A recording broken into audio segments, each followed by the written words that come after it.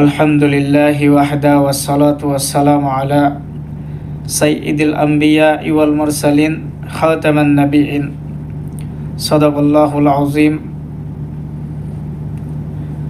আলহামদুলিল্লাহ, সমস্ত প্রশংসা সে আল্লাহ তাআলার। আল্লাহ তাআলা কিছু কথা বলার সুযোগ করে দিয়েছেন। সেই রব্বি কারীমের উপরে লাখ লাখ শুকরিয়া। অনেক দিন পরে আপনাদের মাঝে কিছু কথা বলার আল্লাহ তাআলা সুযোগ করে দিয়েছেন।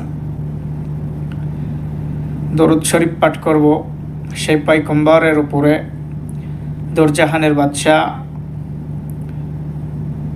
প্রত্যেকটা নবীদের সর্দার,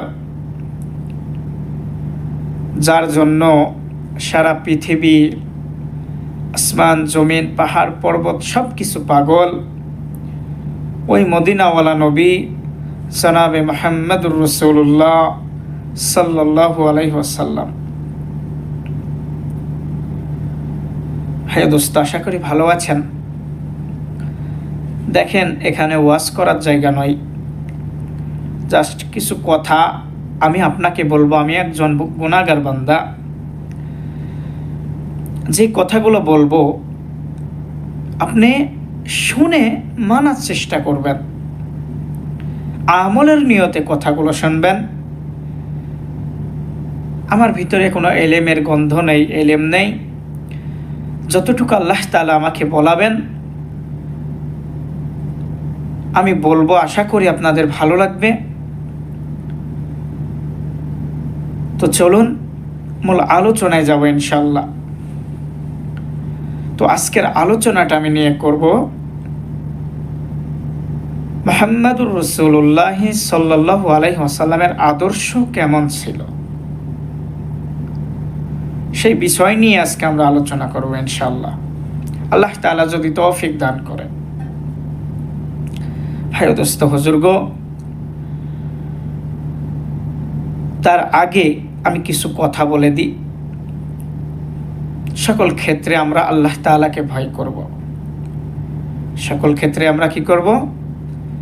আল্লাহ তাআলাকে ভয় করব, এবং ভয় করতে হবে। আল্লাহ তাআলা বলেন, ইয়া আইয়ুহাল্লাযীনা আমানুত্তাকুল্লাহ। আল্লাহ বলেন, আমি রবকে ভয় করো। আল্লাহ তাআলাকে ভয় করতে হবে। এমনভাবে নামাজে দাঁড়াইয়া মোরাকাবা করো যে তুমি তোমার রবের সঙ্গে কথা বলতেছ, তোমার রবের পায়ের নিচে তুমি সিজদায় দিচ্ছ। এমনভাবে মোরাকাবা করো যে তোমার রবের সঙ্গে তুমি কথা বলতেছ। প্রিয় দোস্ত, আর সকল ক্ষেত্রে শুকরিয়া আদায় করতে হবে আমাদের। সকল ক্ষেত্রে শুকরিয়া আদায় করতে হবে আমাকে, আপনাকে। আল্লাহ তাআলা মানুষকে প্রত্যেকটা শ্বাস প্রশ্বাসের হিসেব নেবেন একদিন। এমন একটা সময় আসবে যে আল্লাহ তাআলা তোমার থেকে প্রত্যেকটা জিনিসের, প্রত্যেকটা শ্বাস প্রশ্বাসের হিসাব আল্লাহ তাআলা তোমার থেকে, আমার থেকে নেবেন। অথচ আমরা আল্লাহ তাআলার শুকরিয়া আদায় করি না। আল্লাহর ভয় আমার আপনার অন্তরে নেই। যাই হোক, যে কথা বলতেছিলাম, আল্লাহ তাআলার ভয় সর্বক্ষেত্রে আপনি অন্তরে রাখবেন। আর বিশেষ করে আমি যে কথাগুলো বলবো সেগুলো শোনার চেষ্টা করবেন, এবং আমলের নিয়তে কথাগুলো শুনবেন এবং আমল করার চেষ্টা করবেন। আমার ভিতরে এলেম নেই, আমলের কোনো গন্ধ নেই। আল্লাহ তাআলা যতটুকু আমাকে এখন বলাবে, তৌফিক দান করবে, সেইটুকু বলবো ইনশাআল্লাহ। সকলে আমল করার তৌফিক আল্লাহ তাআলা যেন সকলকে দান করে, এবং আমি গুনাহগার, আমাকেও আল্লাহ তাআলা যেন হেফাজত করে। চলুন মূল পয়েন্টে চলে যাই।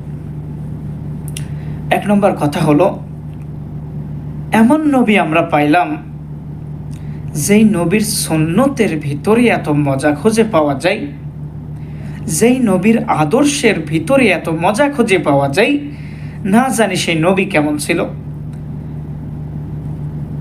কথা কি বুঝতে পারছেন ক্লিয়ারলি?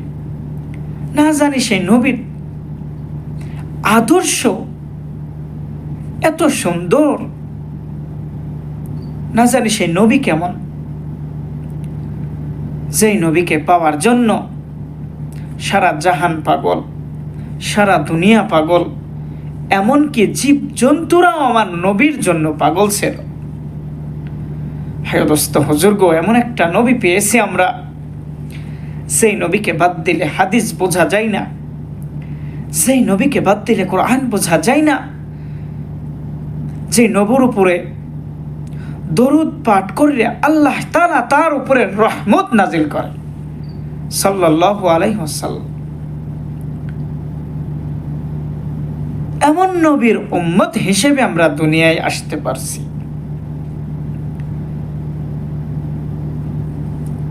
যে নবী ইসলামের জন্য, আমাদের জন্য, তার উম্মতের জন্য কত কষ্ট করছে, যেই নবীর আদর্শ দেখার পরে বেনামাজিরা, কাফেররা নবীর সঙ্গে হাত মিলাইয়া কালেমা পড়ে মুসলমান হয়েছে। কিসের কারণে? নবীজির আদর্শের কারণে, নবীজির আখলাকের কারণে, নবীজির কথার কারণে তারা কি হয়েছে? নবীজির হাত ধরে কালেমা পড়ে মুসলমান হয়েছে। আর আজকে নিজেকে একটু জিজ্ঞাসা করো ভাই, আজকে তুমি মুসলমান হওয়ার পরও আমার নবীর আদর্শ তোমার ভিতরে নেই, পরিপূর্ণভাবে আদর্শ নবীজির যদি তুমি মানতা, আল্লাহ তাআলার রহমত তোমার উপরে আমার আল্লাহ তাআলা কি করত? নাজিল করত। আজকে তোমার আমার ভিতরে শান্তি নেই কেন? নবীজির আদর্শ তোমার আমার ভিতরে নেই বিধাই আজকে আমার তোমার ভিতরে শান্তি নেই। টাকা পয়সা আছে, শান্তি নেই। কারণ কি? তখনই তোমার ভিতরে শান্তি আসবে যখন তুমি মাথায় টুপি লাগাবা, তখনই তোমার ভিতরে শান্তি আসবে যখন তুমি লম্বা দাড়ি রাখবা, যখনই তুমি লম্বা জুব্বা পরে মসজিদের দিকে রওনা দিবা, তখনই তোমার ভিতরে শান্তি প্রবেশ করবে এবং আমার আল্লাহ তাআলা তোমার উপরে রহমত নাজিল করবে।